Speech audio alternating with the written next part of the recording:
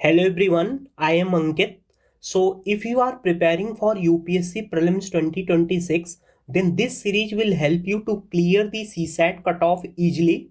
Look, every year logical reasoning से 30 to 40 marks के question पूछे जाते हैं and it's one of the easiest section to score even if you are from non-maths background. Okay, and that's why in this series we are solving the important logical reasoning question from 2021 to 2025. So this is the second part of the logical reasoning series, and in part 1 we solved some important question, and in this video we will continue solving the remaining PYQs from the CSAT 2021. So let's start with the next question. But before starting the question, I would like to suggest you please pause the video for the 30 seconds and try to solve the question by yourself. Then watch the solution. Okay, that will be more beneficial for you. So let's start. So ये question देखो calendar का है, but जो basic knowledge होता है उसी के base पे पूछा है.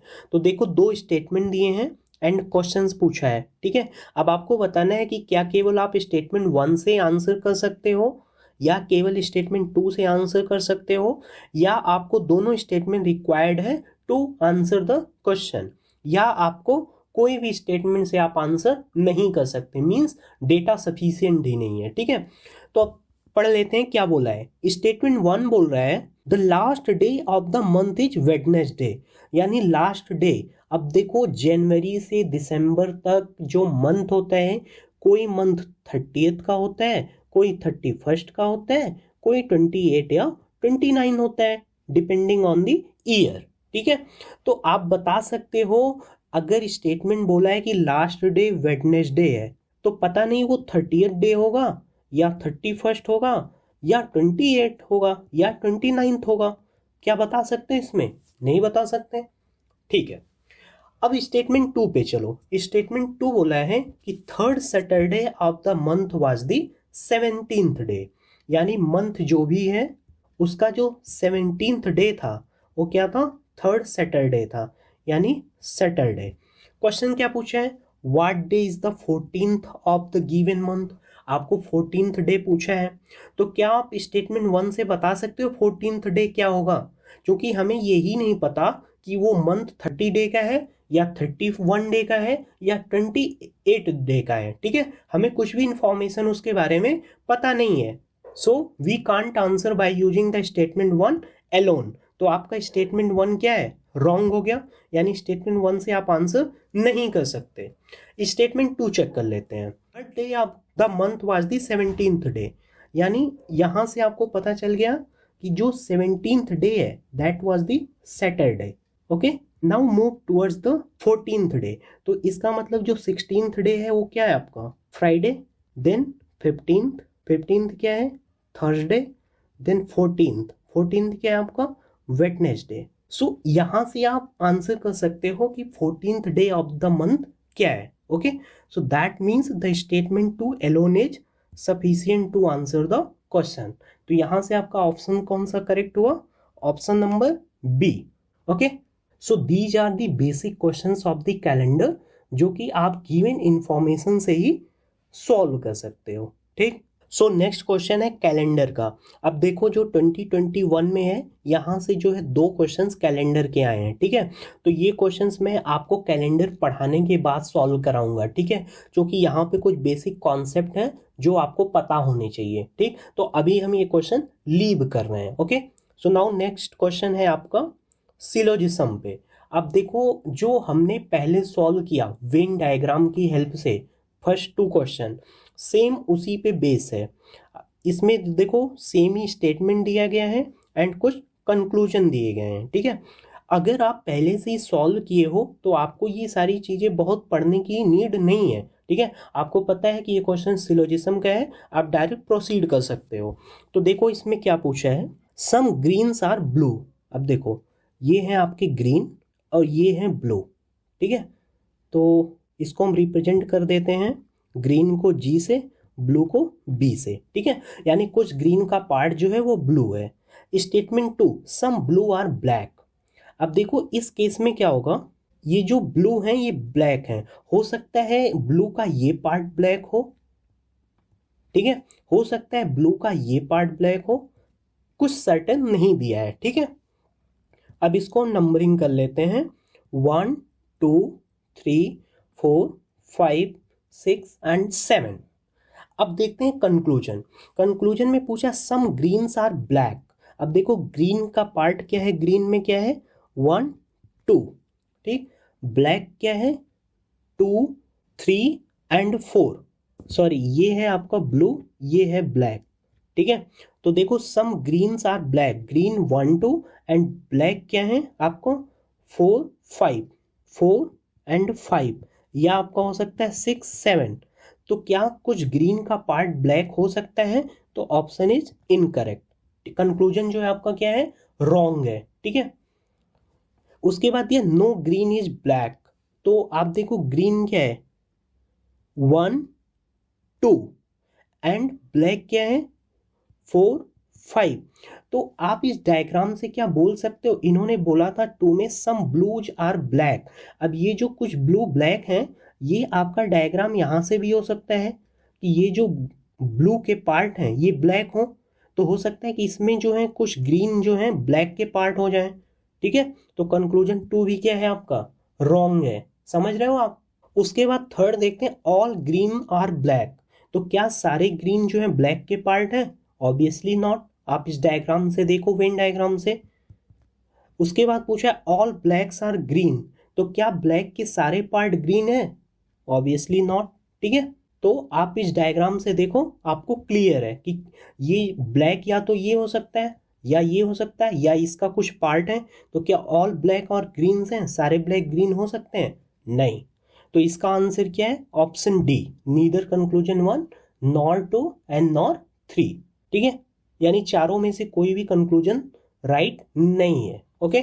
So now move towards the next question. अब देखो इस टाइप की सीरीज के क्वेश्चन को सॉल्व करने के कई मेथड होते हैं। एक स्क्वायर का मेथड होता है, एक डिफरेंस का मेथड होता है। बट मैंने जो है पूरे 10 इयर्स के पेपर को एनालाइज किया है, तो अभी जो मैं मेथड बता रहा हूँ आप इसका यूज करोगे तो 2022 के जो सीरीज के क्वेश्चन है वो भी सॉल्व हो जाएंगे, 23 के भी सॉल्व हो जाएंगे, एंड फर्दर जो ईयर्स के क्वेश्चंस हैं सीरीज पे वो भी सॉल्व हो जाएंगे, ठीक है। तो आप इसको ध्यान से देखो करना कैसे है। तो सबसे पहले हम सीरीज को लिख लेते हैं, ओके। 2 7 22 67 202 एक्स हमें बताना है 1822, ठीक है। सबसे पहले आप इसमें डिफरेंस फाइंड आउट करो। अब देखो ध्यान से, 2 7 का डिफरेंस कितना है 5, 7 22 का डिफरेंस कितना है 15, 22 एंड 67 का डिफरेंस कितना है 45, 67 एंड 22 का डिफरेंस कितना है 135, ठीक है। आप कैलकुलेट कर लो। उसके बाद 202x का डिफरेंस क्या होगा, x एंड 1822 का डिफरेंस क्या होगा ये नहीं पता, ठीक है। तो अब देखो यहां से कुछ चीज आपको पता चल रही है कि 5 यहाँ पे 15 हुआ तो इंटू 3, 15 एंड 45 डिफरेंस क्या है मल्टीप्लाई बाई 3, 45 35 135 ये क्या है 135, 3 टाइम्स है 45 का, तो ये कितना है 3 टाइम्स है। इसका मतलब क्या हुआ कि आपको जो ये डिफरेंस आना चाहिए ये भी 3 टाइम्स होना चाहिए, ठीक है।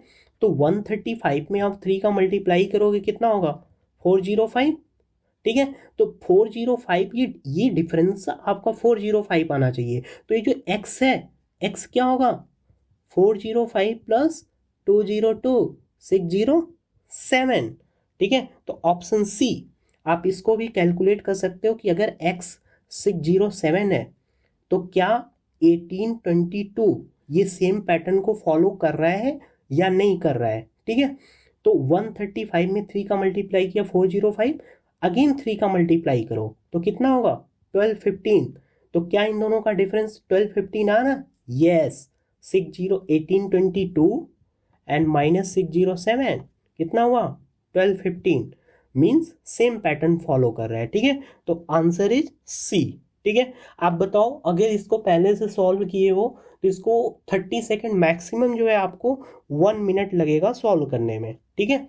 एंड इसके कितने हैं 2.5 मार्क्स। ठीक। सो देखो ये PYQ सॉल्व कराने का मेरा पर्पज यही है कि identify the easy questions in the paper and solve that. Don't waste your time in tough questions. For example अगर परमुटेशन एंड प्रोबेबिलिटी के क्वेश्चंस हैं तो आप अपना टाइम क्यों वेस्ट करोगे। ठीक है। सो नेक्स्ट क्वेश्चन है आपका। अब ये क्वेश्चन देखो आपका है part of the coding and decoding. ठीक है, ये भी मैं बताया था कि इंपॉर्टेंट टॉपिक्स हैं। ठीक है, अब देखो इसमें कोड किया मैथमेटिक्स को। अब हम इसको लिख लेते हैं, फिर आपको ये दिखने लगेगा कि किस तरह से सॉल्व हुआ है। देखो MATHE मैथमेटिक्स, MATICS। ठीक है, अब देखो ये क्या लिखा है, LBSIDNZUHDR। ठीक, अब देखो यहाँ पे पैटर्न हम ढूंढते हैं। ठीक, M से L आने के लिए आपको क्या करना पड़ेगा, -1 मीन्स M के पहले L आएगा -1। A से B पे जाने में आपको क्या करना पड़ेगा, +1। ठीक है, ऐसे T से S पे जाने में आपको क्या करना पड़ेगा, QRST मीन्स S क्या है, T के एक पहले है, -1। H से I पे जाने के लिए H के बाद I आता है, +1। E से D पे जाने के लिए आपको क्या करना पड़ेगा, E जो है D के बाद आता है मीन्स D पे जाने के लिए -1। ठीक, इसी तरह से M से N +1, A से Z -1, T से U +1, I से H -1, C से D +1, S से R -1। इसका मतलब क्या हुआ, -1 +1 -1 +1। इस तरह का आपका यहाँ पे पैटर्न बन रहा है कोडिंग डिकोडिंग में। ठीक है, अब आपको करना है केमिस्ट्री, CHEMISTRY। अब आप करो -1 +1 -1 +1। इसी तरह C का -1 करोगे आपका क्या होगा, B। ठीक, H का +1 करोगे क्या होगा, I। E का -1 D। M का +1 क्या होगा, N। I का -1 H। S का +1 T एंड T का -1 S। R का +1 S। Y का -1 X। ठीक है, तो BIDNHTSS। देखो किस में है, स्टार्टिंग B से हो रहा है, DD काट दो। ठीक है, उसके बाद देखो BI, ऑप्शन B चेक करो, BIDNHTSSX, B सही है। ऑप्शन C देखो BIDL है यहाँ पे। ठीक है, तो ऑप्शन B इज करेक्ट। ठीक, तो इस टाइप के कोडिंग एंड डिकोडिंग के क्वेश्चंस को ऐसे सॉल्व करते हैं। ठीक है, सो नाउ नेक्स्ट क्वेश्चन। ये देखो आपका क्लॉक का क्वेश्चन है। इसमें क्या पूछा है कि at which one of the following times do the hour hand and minute hand of the clock make an angle of 180 degree. आप इसमें एक फॉर्मूला याद रखना, theta equal to 60H minus 11m/2। इसको आप लिख भी लो। थीटा क्या है, एंगल है कहाँ पे, between hour hand and minute hand. ठीक है, H आपका आवर हैंड है एंड M क्या है, मिनट हैंड है। ठीक है, इतना क्लियर है। अब देखते हैं, आपको इस टाइम पे बताना है कि कब ये 180 डिग्री का एंगल बनाएंगे। तो अब थीटा की वैल्यू कितनी हो गई, 180 equal to 60H minus 11m/2। तो यहाँ से मल्टीप्लाई करो, 60H minus 11m equal to 360। ये आपका एक इक्वेशन बन गया। अब देखो इस टाइप के क्वेश्चंस में एग्जामिनर का माइंडसेट क्या होता है कि उसको आपका जो टाइम है वो वेस्ट कराना होता है। ठीक है, तो जनरली इनके आंसर जो है आपको C या D से चेक करने चाहिए। ठीक है, तो जैसे इस टाइप के क्वेश्चंस में यहाँ पे मैं हमेशा बोलता हूँ आप ऑप्शन D से ही चेक करो, क्योंकि देखो यहाँ पे एग्जामिनर का माइंडसेट ही यही है कि आपका टाइम वेस्ट हो। ठीक है, क्योंकि क्वेश्चन ईजी है, आपको बस आंसर रख के चेक ही करना है। ठीक, तो बट मैं यहाँ पे पहले आपको समझाने के लिए ऑप्शन ए से ही चेक कर रहा हूँ। तो देखो यहाँ पे आवर एंड क्या है, 7, मिनट हैंड 0। तो 60 × 7 माइनस 11 × 0 इक्वल टू 360। ठीक है, ये क्या हुआ, 420। आप यम की वैल्यू रहने दो, अगर एच को 7 मान लो, अभी यम की वैल्यू यहाँ से पता कर लो, 11m 360 11m को आप उस साइड ले जाओ, कितना हुआ 420 माइनस 360, 11m की वैल्यू कितनी आई 60, m की वैल्यू कितनी आई 60/11 मीन्स 5.5। ठीक है, तो मिनट क्या हुआ 5.5 मिनट। अब देखो यहाँ से आपका आंसर मिल गया कि ये थीटा की वैल्यू 360 तभी होगी जब h की वैल्यू 7 है बट m की वैल्यू क्या है 5.5 मिनट है। ठीक है, यानी 7:05 मिनट पर ये जो एंगल है 180 डिग्री बनेगा। ठीक है, तो आंसर देखो क्या 7 बजे बनेगा एंगल 180? नो, गलत। क्या बिटवीन 7 एंड 7:05 पे बनेगा? नहीं। ठीक है, 5 मिनट से ज़्यादा यानी 5 मिनट 30 सेकेंड या उससे ज़्यादा पे एंगल 180 डिग्री बनेगा। ठीक है, क्या एट 7:05 पे बनेगा? नो। तो ऑप्शन क्या है डी, कि बिटवीन 7:05 एंड 7:10 पे एंगल जो है 180 डिग्री बनेगा। ओके, तो ऑप्शन क्या हुआ डी। तो आप इस फॉर्मूले को लिख लेना 60h माइनस 11m/2। ओके, तो नेक्स्ट क्वेश्चन देखो, काफी इजी क्वेश्चन है। इसमें क्या पूछा है कि in an objective type test of 90 question 5 mark जो है अलॉट हो रहे हैं, यानी टोटल क्या है 90 क्वेश्चन है। ठीक है, अगर आपके क्वेश्चंस राइट हो रहे हैं 5 marks and 2 marks are deducted for every wrong answer. ठीक है, क्वेश्चन रॉन्ग हो रहे हैं तो 2 मार्क्स डिडक्ट हो रहे हैं। After attempting all the 90 questions, student got a total of 387 marks.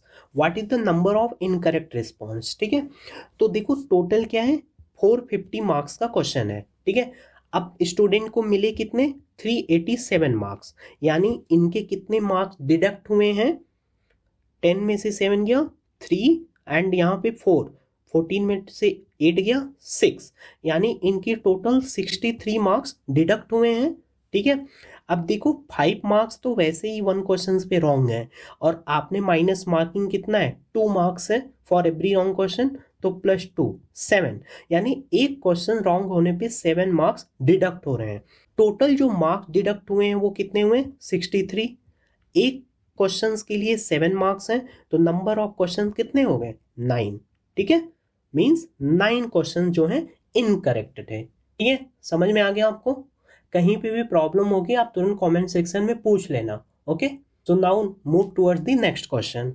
अब ये देखो, ये जो पैटर्न का क्वेश्चंस है यहाँ से आपको 1 और 2 क्वेश्चंस एवरी ईयर मिलेंगे।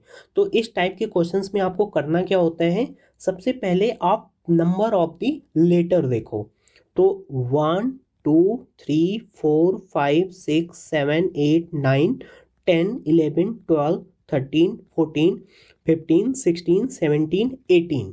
ठीक है, तो इसमें कितने लेटर बन रहे हैं टोटल 18। अब 18 है तो इसका जो पैटर्न बनेगा इधर 3:6 बनेगा या 6:3 बनेगा। ठीक है, अब देखो इनमें करना क्या होता है, आप ऑप्शंस को रख के चेक करो। ठीक है, अब देखो यहाँ पे एग्जामिनर का माइंडसेट पकड़ो, वो जो है ये चाहते हैं कि आपका टाइम वेस्ट हो। ठीक है, तो मैं हमेशा बोलता हूँ इस टाइप के क्वेश्चन में आप या तो ऑप्शन सी या डी से चेक करो। ठीक है, मैं तो हमेशा ऑप्शन डी से ही चेक करता हूँ।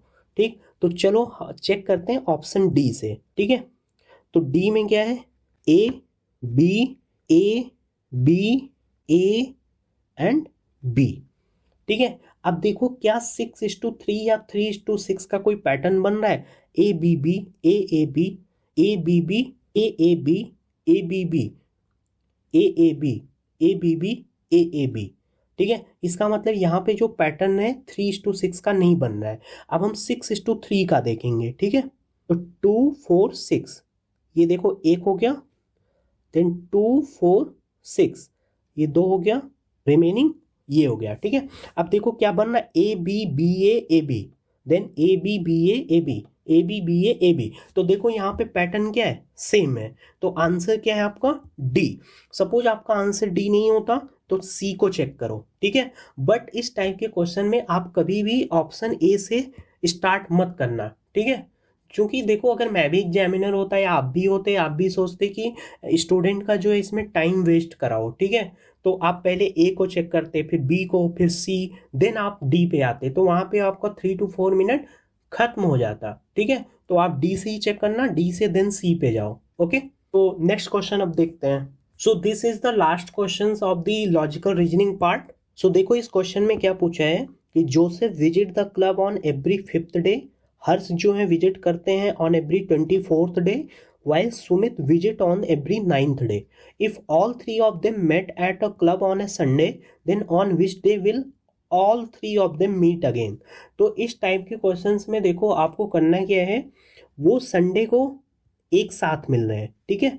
अब जब 5th डे पे विजिट करते हैं, एक 24th एक 9th, तो ये एक साथ कब मिलेंगे, इसका आपको एलसीएम फाइंड आउट करना है, ठीक है। जो एलसीएम होगा उसी डे पे ये एक साथ मीट करेंगे, ठीक है।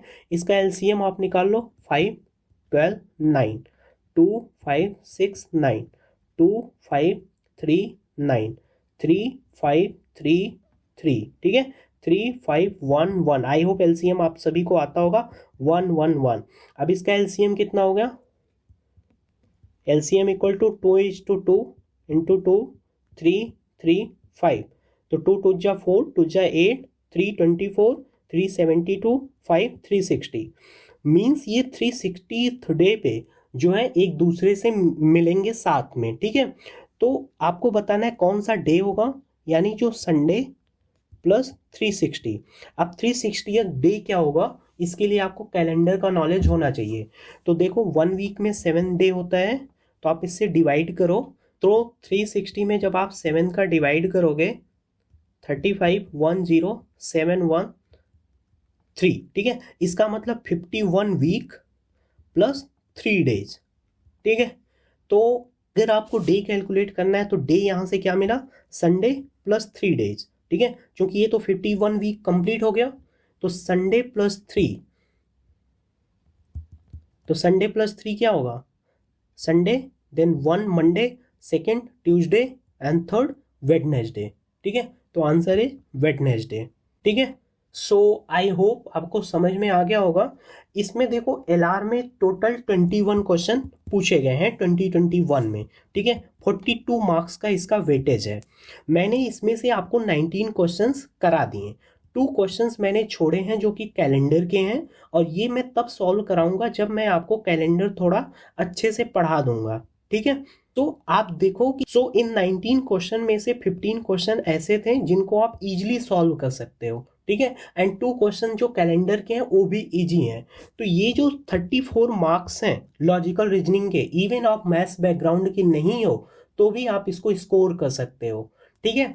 अब आप इसको जो है एक बार खुद से भी सॉल्व करना, उसके बाद जब हम पेपर 2022 सॉल्व करेंगे तो आप देखना कि 2021 के नॉलेज से आप 2022 का जो पेपर है लॉजिकल रीजनिंग का कैसे इजीली सॉल्व कर पा रहे हो, ठीक है। So if you have any other question, you can ask in the comment section, and you can join the Telegram group also, where I will post this PDF and you can download, you can practice this, okay. And thank you so much, and next video में we will solve the 2022 का logical reasoning paper, okay. So thank you and all the best for your CSAT preparation. Thank you.